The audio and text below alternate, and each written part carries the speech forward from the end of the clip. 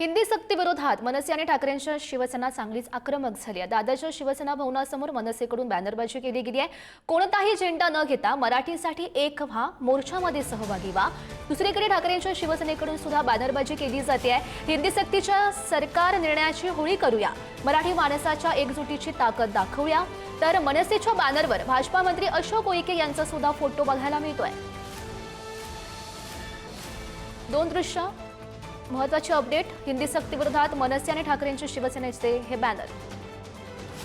हिंदी सक्तीच्या विरोधात अनेक पक्ष आता एकजूट करत असताना आपल्याला वारंवार दिवसेंदिवस हिंदी सक्तीच्या विरोधातल्या बातम्या आहेत त्या पाहायला मिळतात। त्यातच दादर शिवसेना भवनाबाहेर देखील बॅनरबाजी आहे ती करण्यात आलेली आहे। प्रामुख्याने मनसेने सर्वात प्रथम हा आवाज आहे तो उठवलेला होता आणि त्यानंतर त्याला साथ आहे ती उद्धव ठाकरे यांच्या शिवसेनेकडून देण्यात आलेली होती। तेच आता शिवसेना भवनासमोर जे बॅनर आहेत ते लागलेले आहेत। या ठिकाणी महेश सावंतांनी बॅनर लावलेले आहेत की हिंदी सक्तीच्या विरोधातील जे सरकारचा निर्णय आहे त्याची होळी करण्यासाठी एकजूट येऊया आणि 5 तारखेच्या या संपूर्ण मोर्चामध्ये सहभागी होऊया। तर दुसरीकडे आपण पाहिलं तर मनसेच्या माध्यमातून दररोज हिंदी सक्तीच्या विरोधात जनजागृती करत असताना मराठी माणसाला एकजूट करण्याचा प्रयत्न आहे तो मनसेकडून केला जातोय आणि त्यामध्येच मनसेच्या माध्यमातून ज्या व्यक्तींनी मराठीसाठी काम केलेलं आहे त्यांचे देखील बॅनर दादर परिसरात लावलेले असताना सरकारमधील मंत्र्यांचा बॅनर आहे तो आता मनसेने या ठिकाणी लावलेला आहे। कालच पाहिलं आपण की आदिवासी मंत्री